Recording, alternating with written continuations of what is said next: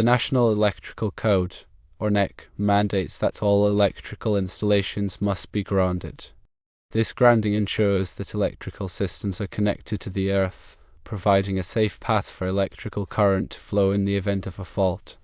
A ground rod serves as a crucial component of this grounding system, acting as the primary conduit for electrical current to dissipate into the earth. Specifically regarding pole lights, the code necessitates a ground rod for each individual pole. This requirement stems from the pole's inherent height, making it the most vulnerable element of the installation to lightning strikes. In the event of a lightning strike, the electrical current will be directed through the ground rod and safely into the earth, effectively mitigating the risk of electrical shock and protecting both people and equipment. The NEC provides detailed guidelines for ground rod installation to ensure its effectiveness. Firstly, the ground rod must be at least 8 feet in length. This length is critical to ensure sufficient contact with the earth for proper current dissipation. Secondly, the ground rod should be driven into the earth until it is flush with the ground. This helps maximize contact with the surrounding soil and minimizes the risk of accidental contact with the rod. Thirdly, the ground rod should be made of either copper or galvanized steel. These materials offer excellent conductivity and corrosion resistance, ensuring long-term reliability of the grounding system. Understanding the principles behind grounding is essential for ensuring electrical safety. The earth acts as a vast reservoir of electrical charge, capable of absorbing large amounts of current without a significant change in potential. By connecting electrical systems to the earth through a ground rod, a low impedance path is created for fault currents to flow. This low impedance path facilitates the rapid operation of overcurrent protective devices, such as circuit breakers and fuses, which interrupt the flow of electricity and prevent dangerous conditions. In the absence of proper grounding, fault currents may seek alternative paths to ground, potentially through human contact or conductive materials. This can result in severe electrical shock or even electrocution.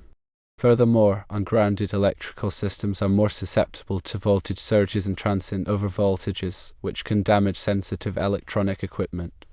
The NEC provides specific requirements for the size and type of grounding conductors, based on the size of the electrical system and the type of equipment being grounded. It is crucial to consult the NEC and follow its guidelines meticulously to ensure that the grounding system is adequate for the intended application. In addition to protecting against electrical shock, grounding also plays a vital role in mitigating the effects of lightning strikes. Lightning is a powerful natural phenomenon that can generate extremely high voltages and currents. When lightning strikes a pole light, the surge of energy can damage or destroy electrical equipment, start fires, and pose a significant risk to human safety. A properly installed ground rod provides a path for the lightning current to flow safely into the earth, diverting it away from sensitive equipment and preventing hazardous conditions. The effectiveness of a ground rod in mitigating lightning strikes depends on several factors, including the conductivity of the surrounding soil, the depth of the rod, and the presence of other grounding electrodes. In areas with poor soil conductivity, it may be necessary to install multiple ground rods or use soil enhancements to improve the grounding system's performance. It is important to note that the NEC is a minimum standard for electrical safety. In some cases, it may be necessary to exceed the NEC requirements to ensure adequate protection. For example, in areas with frequent lightning strikes, it may be advisable to install additional ground rods or use lightning protection systems. Grounding electrode conductors must be sized appropriately and should be connected to the ground rod utilizing listed connectors or methods. The grounding electrode conductor connects the ground rod to the electrical system's grounding busbar. It is important to ensure this connection is mechanically robust and electrically sound to ensure continuity of the ground fault current path. The NEC specifies requirements for the size of the grounding electrode conductor based on the size of the service entrance conductors. The intent is to ensure the grounding electrode conductor is of sufficient capacity to safely conduct fault current back to the source. Ground testing is recommended periodically to verify the effectiveness of the grounding system. Ground testing involves measuring the resistance between the ground rod and the earth. A low resistance value indicates a good connection and effective grounding. High resistance values may indicate corrosion, loose connections, or poor soil conductivity, which could compromise the grounding system's performance. If high resistance is detected, corrective action should be taken to improve the grounding system, such as cleaning connections, replacing corroded components, or installing additional ground rods. It's also worth noting that other structures and metallic components of the pole light installation should be properly bonded to the grounding system. Bonding involves connecting these metallic parts together to create a common ground potential. This minimizes the risk of voltage differences between different parts of the installation, which could cause electrical shock. The NEC provides specific requirements for bonding, including the size and type of bonding conductors. In addition to ground rods, other types of grounding electrodes may be used, such as ground plates and underground metallic water pipes. However, ground rods are the most common type of grounding electrode used for pole lights, due to their ease of installation and effectiveness. When using underground metallic water pipes as grounding electrodes, it is important to ensure that the pipe is continuous and makes good electrical contact with the earth. Plastic or insulated couplings can interrupt the electrical continuity of the water pipe and render it ineffective as a grounding electrode. Furthermore, it is important to be aware of the potential for stray currents in the earth. Stray currents can be caused by a variety of factors, such as nearby electrical substations or underground utilities. These currents can corrode underground metallic structures, including grounding electrodes and water pipes. To mitigate the effects of stray currents, it may be necessary to install cathodic protection systems. Cathodic protection involves applying a small electrical current to the metallic structure to counteract the effects of corrosion. It is crucial that all electrical work be performed by qualified and licensed electricians. Working with electricity can be dangerous, and improper installation or maintenance of electrical systems can result in serious injury or death. Licensed electricians have the training and experience necessary to safely and effectively install and maintain electrical systems in accordance with the NEC and local electrical codes. Furthermore, it is important to obtain the necessary permits before starting any electrical work. Permits ensure that the work is inspected by a qualified electrical inspector who can verify that it meets the applicable codes and standards. Inspections help to identify potential hazards and ensure that the electrical system is safe and reliable. In summary, the NEC requires a ground rod for each pole light to provide a safe path for electrical current to flow into the earth in the event of a fault or a lightning strike. The ground rod must be at least 8 feet long, made of copper or galvanized steel, and driven into the earth until it is flush with the ground. The grounding system should be tested periodically to verify its effectiveness, and all electrical work should be performed by qualified and licensed electricians. Compliance with the NEC is essential for ensuring electrical safety and protecting people and equipment from electrical hazards. The NEC is updated every 3 years, so it is important to stay informed of the latest changes and requirements. Changes to the NEC can impact grounding requirements, wiring methods, and other aspects of electrical installations. Consulting with a qualified electrician or electrical engineer can help to ensure that your electrical system is in compliance with the latest edition of the NEC. In addition to the NEC, local electrical codes may also have specific requirements for grounding. It is important to check with your local building department to determine the applicable codes and standards in your area. Local codes may be more stringent than the NEC in some cases, so it is important to comply with all applicable requirements. Proper grounding is a critical aspect of electrical safety. By understanding the principles behind grounding and following the requirements of the NEC and local electrical codes, you can help to protect yourself, your family, and your property from electrical hazards. Ensure you have the knowledge to perform the work, otherwise consult a professional. Never take risks when performing electrical work. Pole lights can be subject to mechanical damage, so ensure the grounding system is adequately protected. Ensure that connections are tight and corrosion resistant. Consider using direct burial rated grounding conductors and connectors for long-term reliability. Also ensure that the grounding electrode conductor is protected from physical damage where exposed. Check for any signs of damage during routine maintenance of the pole light. If the ground rod or grounding electrode conductor is damaged, repair or replace it immediately. Damaged components can compromise the effectiveness of the grounding system and increase the risk of electrical shock. The NEC requires that all grounding electrodes be bonded together to form a grounding electrode system. This ensures that all parts of the electrical system are at the same ground potential. Bonding can be achieved by connecting all grounding electrodes together with a bonding jumper.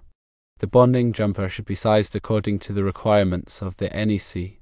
Also, consider using exothermic welding for grounding connections. Exothermic welding provides a permanent, corrosion-resistant connection that is ideal for grounding applications. Exothermic welds are stronger and more reliable than mechanical connections. When installing ground rods, consider using a ground rod driver. A ground rod driver is a tool that makes it easier to drive ground rods into the earth. Ground rod drivers can be manual or powered. Using a ground rod driver can save time and effort when installing ground rods. When selecting a location for a ground rod, consider the soil conditions. The best location for a ground rod is in an area with moist, conductive soil. Avoid locations with dry, sandy soil or rocky soil. If the soil is not conductive, it may be necessary to use soil amendments to improve the conductivity. Soil amendments can include bentonite clay or other materials that help to retain moisture and improve conductivity. Consider using a ground resistance tester to verify the effectiveness of the grounding system. A ground resistance tester measures the resistance between the ground rod and the earth. A low resistance value indicates a good ground connection. High resistance values may indicate a problem with the grounding system. The NEC specifies maximum allowable ground resistance values. If the ground resistance exceeds the allowable value, corrective action should be taken. Periodic inspections of the grounding system are essential to ensure its continued effectiveness. Inspections should include a visual inspection of the ground rods, grounding electrode conductors, and connections. Any signs of damage or corrosion should be addressed immediately. The NEC provides detailed requirements for grounding and bonding. It is essential to be familiar with these requirements to ensure that electrical systems are installed safely and in compliance with the code. Grounding is a critical safety measure that protects people and equipment from electrical hazards. A properly installed and maintained grounding system is essential for electrical safety. Consider using surge protection devices in addition to grounding. Surge protection devices can help to protect electrical equipment from voltage surges caused by lightning or other events. Surge protection devices should be installed at the service entrance and at sensitive electronic equipment. The NEC requires that all surge protection devices be properly grounded. When working with electrical systems, always wear appropriate personal protective equipment, including gloves, safety glasses, and insulated tools. Never work on energized electrical equipment unless you are qualified and authorized to do so. Always energize electrical equipment before working on it.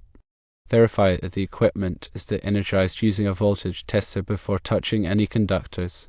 Follow lockout-tagout procedures to prevent accidental energization of the equipment. Electrical safety is everyone's responsibility.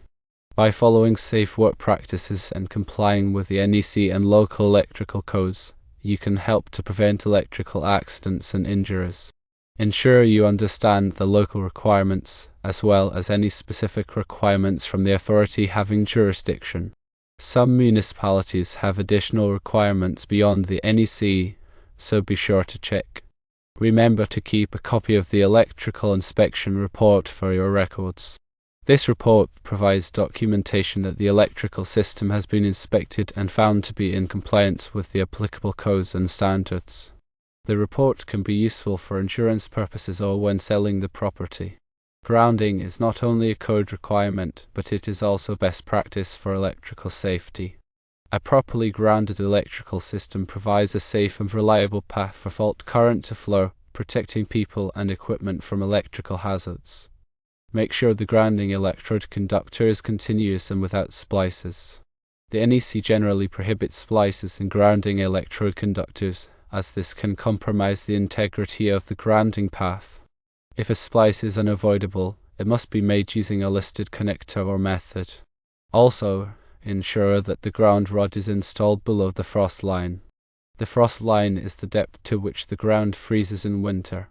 Installing the ground rod below the frost line helps to prevent it from being heaved out of the ground by freezing and thawing cycles.